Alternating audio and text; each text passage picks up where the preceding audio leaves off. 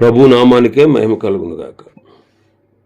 కూడి వచ్చిన మీ అందరికీ, కర్మిల ఆత్మీయ సహవాస సంఘ విశ్వాసులందరికీ మన ప్రభువును ఆయన ప్రియ కుమారుడునైన యేసుక్రీస్తు వారి శ్రేష్టమైన నామంలో శుభములు మరియు అందరికీ వందనాలండి. విలాప వాక్యములు మొదటి అధ్యాయాన్ని మనం ధ్యానం చేసుకుంటాం. విలాప వాక్యములు మొదటి అధ్యాయం. ఇందులో ముఖ్యాంశం ఏంటంటే యెరూషలేము యొక్క నాశనం.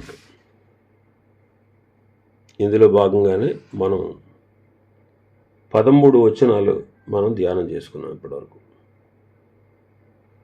13 వచనాలు. 14వ వచనాన్ని చదువుతాను. కాడి కట్టినట్లుగా తానే నా అపరాధములను నాకు కట్టి ఉన్నాడు. అవి పైన వేయబడినవై నా మెడ మీదకెక్కాను. నా బలమును ఆయన బలహీనతగా చేసి ఉన్నాడు. ప్రభువు శత్రువుల చేతికి నన్ను అప్పగించి ఉన్నాడు. నేను వారి ఎదుట లేవలేకపోతుని. ఇక్కడ చూడండి, ఈ వచనంలో నా అపరాధములను నాకు కట్టాడు, అవి పైన వేయబడినవై నా మెడ మీదకెక్కెను. నా బలమును ఆయన బలహీనతగా చేసి ఉన్నాడు. ప్రభువు శత్రువుల చేతికి నన్ను అప్పగించి ఉన్నాడు. నేను వారి ఎదుట లేవలేకపోతుంది. నేను అనే మాట మనం చూస్తున్నాం. అంటే ప్రజల యొక్క అపరాధాన్ని యిర్మీయా తన అపరాధముగా ఎంచుకున్నాడు. ప్రజల యొక్క అపరాధాన్ని యిర్మీయా తన అపరాధంగా ఎంచుకున్నాడు. తన అపరాధంగా. అందుకే యిర్మీయా యొక్క బలము బలహీనమైంది. ఇప్పుడు మనం ఆలోచన చేస్తే ప్రభువైన యేసుక్రీస్తు వారు కూడా అంతే. రోమాపత్రిక 4వ అధ్యాయం 25వ వచనాన్ని చదివితే, ఆయన మన అపరాధముల నిమిత్తము అప్పగింపబడి మనము నీతిమంతులముగా తీర్చబడుటకై లేపబడెను. క్రీస్తు కూడా సంఘము కొరకు, సంఘములో ఉన్న ప్రతి విశ్వాసి యొక్క అపరాధముల నిమిత్తము అప్పగించబడి మనము నీతిమంతులుగా తీర్చబడుటకై తిరిగి లేపబడెను. యిర్మీయా యొక్క బలము బలహీనమైంది. బలహీనం అంటే అది ఇశ్రాయేలు యొక్క బలహీనత.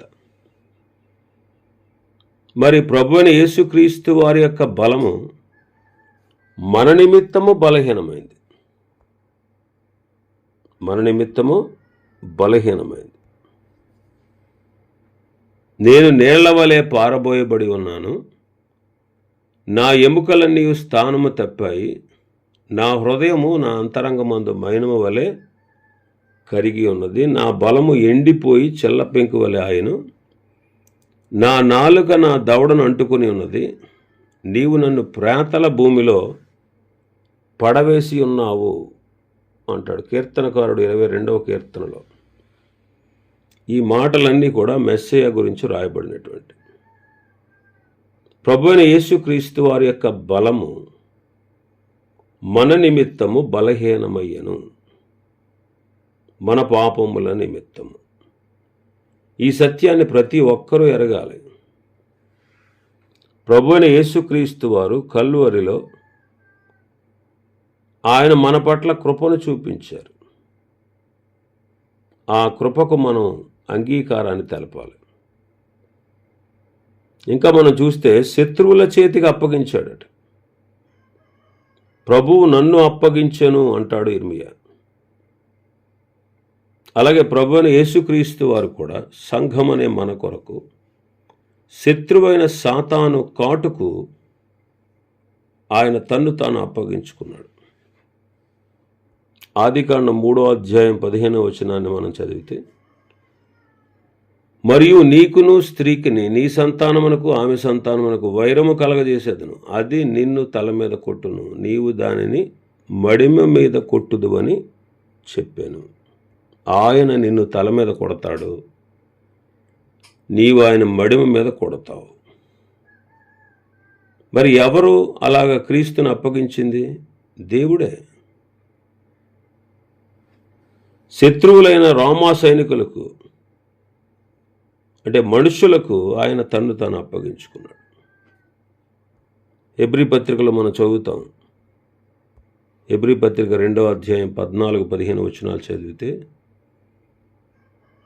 కాబట్టి ఆ పిల్లలు రక్త మాంసములు గలవారైనందున ఆ ప్రకారమే మరణము యొక్క బలము గలవారిని, అనగా అపవాదిని, మరణము ద్వారా నశింపచేయుటకును, జీవితకాలమంతయు మరణ భయము చేత దాస్యమునకు లోబడిన వారిని విడిపించుటకును ఆయన కూడా రక్త మాంసములలో పాలివాడాయన. రక్త మాంసములలో పాలివాడాయన. ఎందుకని? మనం రక్త మాంసములు కలిగిన వారు. అపవాదిని మరణము ద్వారా ఆయన నశింపచేయాలి. మనమేమో జీవితకాలం అంతా మరణ భయము చేత దాస్యమునకు లోబడినటువంటి వాళ్ళం. మనల్ని విడిపించాలి. కనుక ఆయన కూడా రక్త మాంసములలో పాలివాడాడు. ఇంకా మనం చూస్తే బలాఢ్యులు బలహీనులైపోయారు. చూడండి 15వ వచనాన్ని చూస్తే, నేను చూచుచుండగా ప్రభువు నా బలాఢ్యులందరినీ కొట్టివేశాను, నా యవ్వనులను అనగద్రొక్కవలనని ఆయన నా మీద నియామక కూటము కూడా చాటించాను. యెహోవా కన్యక అయిన యోధా కుమారిని ద్రాక్షగానుగల వేసి త్రొక్కి ఉన్నాడు. ఇక్కడ బలాఢ్యులు బలాన్ని కొట్టివేశాడు, అంటే బలహీనులైపోయారు.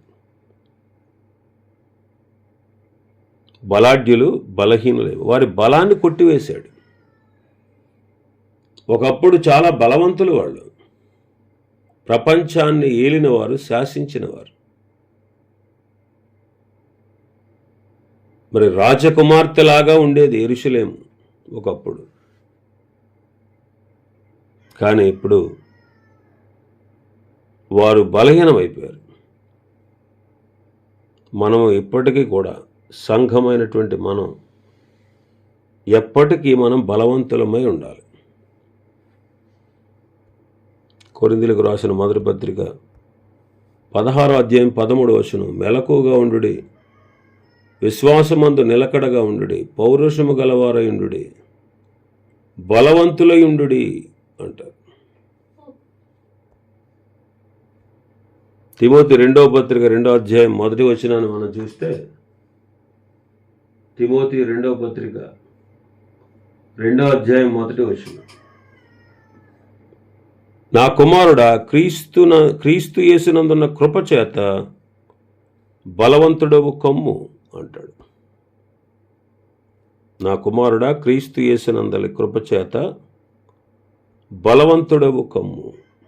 పౌలు గారు అంటాడు, నన్ను బలపరచువాని అందే నేను సమస్తము చేయగలను అంటాడు. ఫిలిప్పీ పత్రిక 4వ అధ్యాయం 13వ వచనంలో,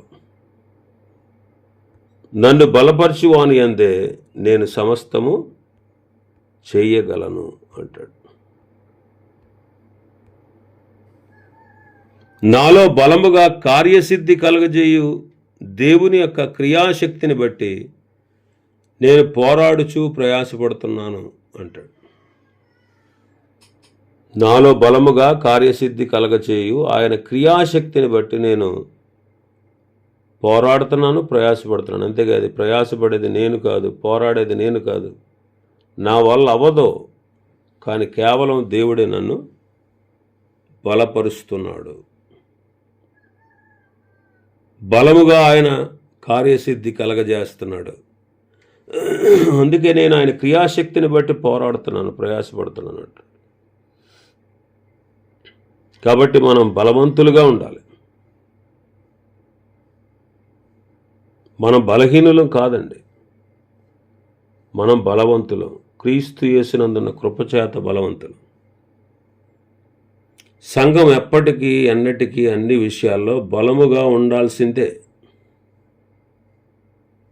ఎప్పటికీ ఎన్నటికీ అన్ని విషయాల్లో కూడా సంఘం బలముగా ఉండాలి. ఇంకా మన భాగంలోకి వస్తే 15వ వచనం. యవ్వనస్తులు అణగద్రొక్కవలనని ఆయన నా మీద నియామక కూటము కూడా చాటించాడు. యవ్వనస్తులు అణిగిపోయారు, అణగొట్టబడ్డారు. మరి ఈనాడు యవ్వనులు, సంఘంలో ఉన్నటువంటి యవ్వనస్తులు సాతాను యొక్క ఆలోచనలకు దూరంగా ఉండాలి. ఒకవేళ సాతాను యొక్క ఆలోచనలకు, ప్రలోభాలకు లొంగిపోతే ప్రభు మనల్ని కూడా అణగొడతాడు.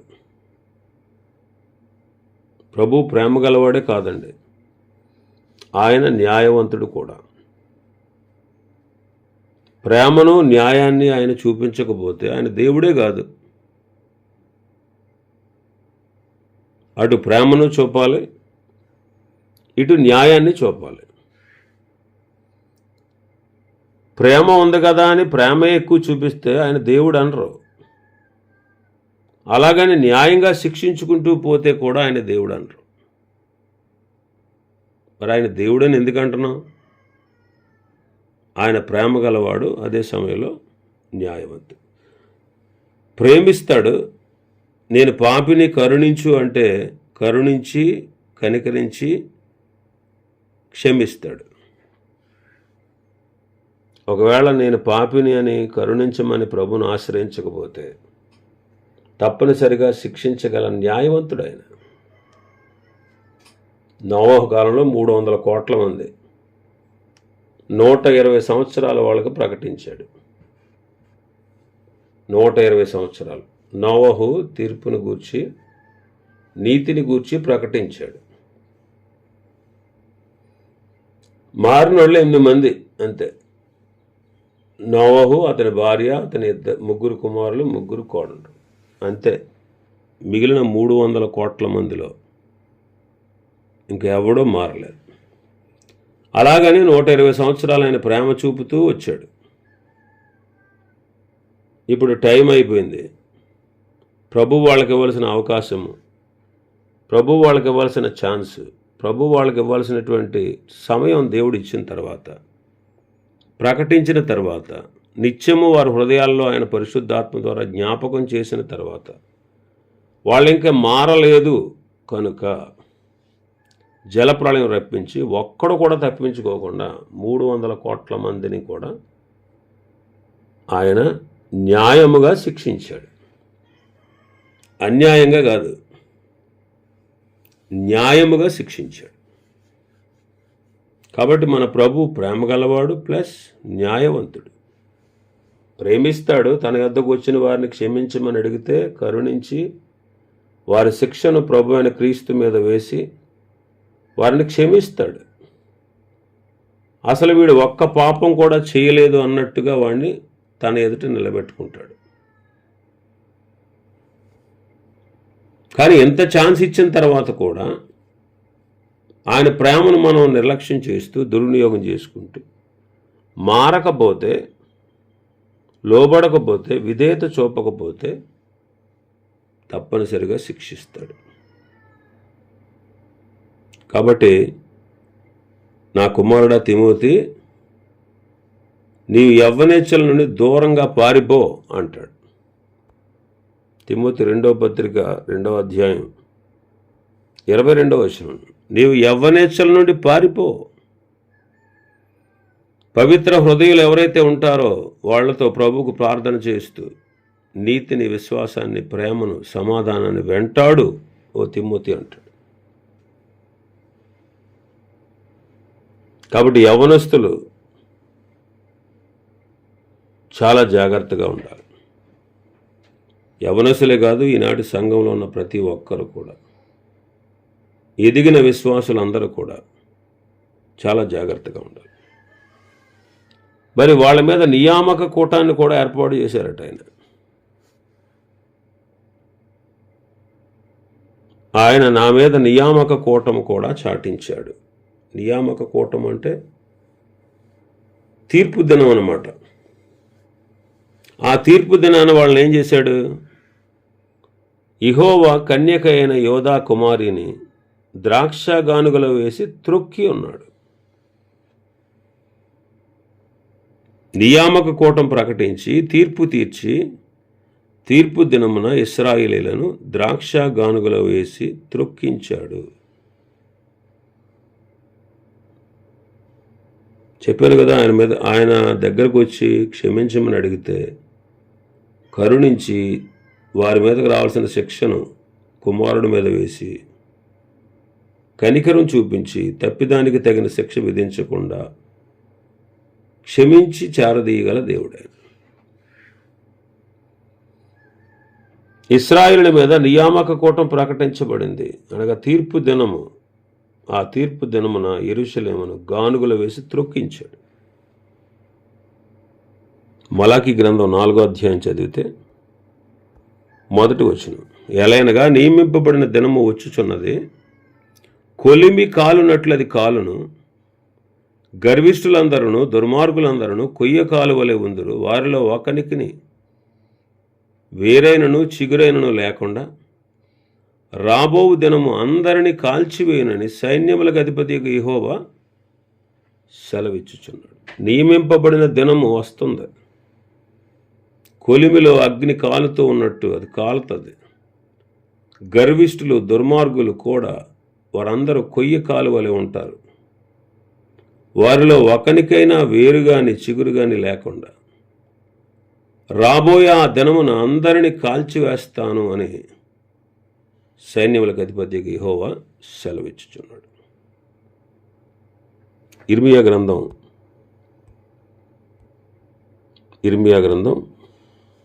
30వ అధ్యాయం 6వ వచనం, మీరు విచారించి తెలుసుకోండి, పురుషులు ప్రసూతి వేదనతో పిల్లలను కంటారా? మరి ఎందుకు ప్రసవ వేదన పడే స్త్రీలలాగా పురుషులందరూ నడుమే చేతులుంచుకున్నారు? వారి ముఖములు తెల్లబారుతా ఉన్నాయి. ఏంటి ఎలా కనపడుతుందంటే నాకు అంటున్నాడు. నియమించబడిన దినమున అలాగే ఉంటుంది. ఎలా ఉన్నారంటే పురుషులు ప్రసవ వేదన పడే స్త్రీలాగా. చూడండి, ప్రసవ వేదన పడే స్త్రీ నడు మీద చేతులు ఉంచుకుంటుంది, ఆమె ముఖం తెల్లబారిపోతుంది, నీరసమైపోతుంది. మరి అలా ఇశ్రాయేలు పరిస్థితి తయారైంది. కారణం వాళ్ళ పాపం. మరి ఈ తీర్పు దినాన్ని గురించి ప్రవక్తలందరూ బోధిస్తూ వచ్చారు. ప్రవక్తలందరూ కూడా బోధిస్తూ వచ్చారు. అయినా సరే ఇశ్రాయేలీలు దాన్ని లెక్క చేయలేదు. ప్రవక్తలను చంపారు, కొందరిని హింసించారు, కొందరిని కొట్టారు, కొందరి మీద దూషణ వాక్యాలు పలికారు. ప్రభు వారి దగ్గరికి ప్రవక్తలను పంపి ప్రకటిస్తూ వచ్చినా సరే వాళ్ళలో చాలామందికి మార్పు కలగలేదు. కాబట్టి గమనించండి, మనకు కూడా తీర్పు ఉంది. మనకు కూడా తీర్పు ఉంది. కొరింథీయులకు రాసిన 2వ పత్రిక 5వ అధ్యాయం 10వ వచనాన్ని మనం చదివితే, ఎందుకనగా తాను జరిగించిన క్రియల చొప్పున అవి మంచివైనను సరే చెడ్డవైనను సరే దేహముతో జరిగించిన వాటి ఫలమును ప్రతి వాడును పొందునట్లు మనమందరము క్రీస్తు న్యాయపీఠము ఎదుట ప్రత్యక్షము కావలయును. మనమందరం కూడా ఒక దినాన క్రీస్తు న్యాయపీఠం యొద్ద ప్రత్యక్షమవుతాము. తీర్పు దేవుని ఇంటి యొద్దే ఆరంభమగు కాలం వస్తూ ఉంది. ఇక్కడ గమనించండి, మనము ఒక దినాన ఆయన ఎదుట నిలవాలి. ఎందుకు? దేహముతో చేసిన క్రియలు అవి మంచివైనా సరే చెడ్డవైనా సరే దేహముతో జరిగించిన వాటి ఫలాన్ని ప్రతి ఒక్కడు పొందునట్లు మనమందరం కూడా క్రీస్తు న్యాయపీఠం ఎదుట ప్రత్యక్షం అవ్వాలి. ప్రభు మనల్ని ప్రేమించాడు, క్షమించాడు. మనకు కూడా తీర్పు ఉంది. లోకముతో పాటు కలిగేటువంటి న్యాయ విధి శిక్ష మనకు లేదు. కానీ మనల్ని మనం పరీక్షించుకున్నప్పుడు, మనకు మనమే తీర్పు తీర్చుకున్నప్పుడు ప్రభు చేత మనల్ని శిక్షించబడతాం. అందుకే బలలో పాలు పొందేటప్పుడు మనల్ని మనం పరీక్షించుకుని పాలు పొందాలి. మనల్ని మనం పరీక్షించుకున్నప్పుడు మనం చేసేది తప్పు అని గ్రహించినప్పుడు ప్రభువే మనల్ని శిక్షిస్తాడు. ప్రభు చేత మనం శిక్షించబడతాము. లోకముతో పాటు కలిగేటువంటి శిక్షావిధి మనకు లేదు. లోకస్తులందరూ నరకానికి పోతారు, అగ్ని గంధకాలతో మండు గుండంలో పాలు పొందుతారు. ఎందుకంటే వారు పాపక్షమాపణ పొందలేదు, క్రీస్తును దేవుడిగా అంగీకరించలేదు. ఆయన ఇచ్చిన అన్ని వసతులు అనుభవించారు, కానీ దేవుడు అక్కర్లేదు వాళ్ళకి. దేవుడిచ్చేవి మాత్రం కావాలి వాళ్ళకి. కానీ మనం అలా కాదు. లోకం వద్దనుకున్నాం, సాతాన్ని విడిచిపెట్టాం, ప్రభువుని వెంబడిస్తున్నాం, ప్రభు బిడ్డలుగా జీవిస్తున్నాం. విశ్వాసం ద్వారా కృపచేత రక్షణ పొందాం. మనకు పరలోకం గ్యారంటీ. ఆ గ్యారంటీగా ఉండడం కోసమే పరిశుద్ధాత్మని దేవుడిచ్చాడు. పరలోకం ఉంది, మనకు నరకం లేదు, నిత్య శిక్ష లేదు. కానీ శిక్ష ఉంది దేవుని చేత, క్రీస్తు చేత మనం శిక్ష పొందుతాం. ఎందుకంటే మనం శరీరం అందు ఉన్నాం, బలహీనులుగా ఉన్నాం.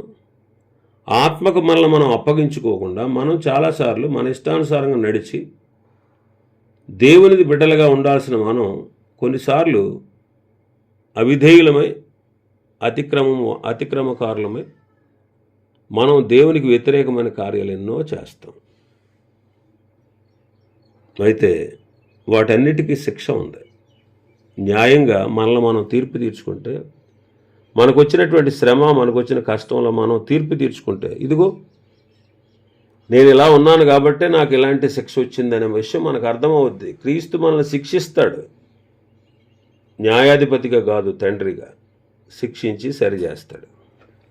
ఆ శిక్షించినప్పుడు, దెబ్బ కొట్టినప్పుడు వెంటనే నువ్వు దేవునికి లోబడితే, నిజమే నాయన, నేను నా తప్పిదం వల్ల చేశాను, నా అవివేకం వల్ల చేశాను, ఇది నా తప్పిదమే, నన్ను క్షమించు అంటే ఆ శిక్షను కూడా పూర్తిగా కొనసాగించకుండా ఆపుతాడు. ఎందుకంటే క్షమించుటకు సిద్ధమైన మనస్సు కలిగినవాడు. నినివే పట్టణస్థులు చూడండి, దుర్గతి కలుగుద్దని ప్రకటించాడా? మరి వాళ్ళందరూ ఏం చేశారు? మారు మనసు పొందారు. వాళ్ళ మారు మనసు నిజమైన నిత్య జీవాన్ని గురించిన మారు మనసు కాదు. అది ఏదో తాత్కాలికంగా వచ్చినటువంటి శిక్షను పోగొట్టుకోవడానికి వారు మారు మనసు పొందినట్టు, అంటే వారు ఆ శిక్షను తప్పించుకోవడానికి మారు మనసు పొందారు అంతే. నిజమైన మారు మనసు కాదు, పరలోకానికి చేరే మారు మనసు కాదు అది. అయినా దేవుడు ఏం చేశాడు? క్షమించి శిక్షను కంటిన్యూ చేయకుండా శిక్షను కొంతకాలం ఆపి తర్వాత ఆ శిక్షను వాళ్ళ మీదకి పంపాడు. అదనమాట. క్షమించుటకు సిద్ధమైన మనస్సు కలిగిన వాడు. నేను శిక్షిస్తున్నాడు, నీకు అర్థమైంది, నాకు అర్థమైంది, మనం చేసే తప్పిదాలను బట్టి ఈ శ్రమ వచ్చిందనే విషయం గ్రహించాం. వెంటనే ప్రభు సన్నిధిలో సరి చేసుకుంటే, మనల్ని మనం తీర్పు తీర్చుకుంటే, నిజమే ఇది నా అవివేకం వల్ల కలిగిందే అని గ్రహింపు కలిగి ప్రభుని క్షమించమని అడిగితే కనికరిస్తాడు, కరుణించి క్షమిస్తాడు, కనికరించి శిక్షను తీసేస్తాడు, శిక్షను తట్టుకునేటువంటి శక్తిని ఇస్తాడు. కాబట్టి మనం కూడా న్యాయంగా శిక్షించబడతాం. మనం కూడా ఆయన ఎదుటి నిలబడాలి, మనల్ని మనం తీర్పు తీర్చుకోవాలి. అప్పుడు లోకముతో పాటు కలిగే శిక్షావిధి మనకు లేదు గనక, దేవుడు న్యాయవంతుడు గనక తండ్రిగా ఆయన మనల్ని శిక్షించి సరిచేసి సరైన మార్గంలో నింపుతాడు. అది ఆయనలో ఉన్నటువంటి గొప్ప ప్రేమ, కృప, ఔన్నత్యం. దాన్ని బట్టి మనం ఎంతగానో సంతోషించాలి, ఆయన ప్రేమను గుర్తించాలి, ఆయన బిడ్డలుగా మనం జీవించాలి. ఇంకా చాలా విషయాలు ఉన్నాయి అధ్యాయంలో. ప్రభు చిత్తమైతే రేపు దినం మరికొన్ని విషయాలు మనం ధ్యానం చేసుకుందాం. దేవుడు ఈ వర్తమాన వాక్యాన్ని మన వినికిడిలో ఆశీర్వదించును గాక. ఆమేన్.